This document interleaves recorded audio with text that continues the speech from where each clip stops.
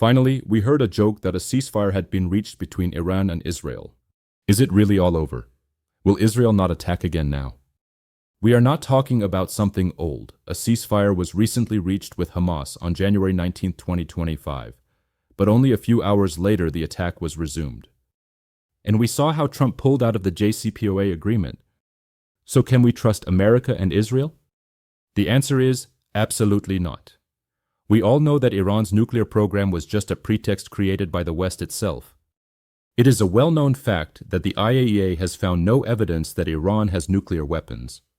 And even if it is accepted that this is a problem today, this conflict has been going on since the 1980s.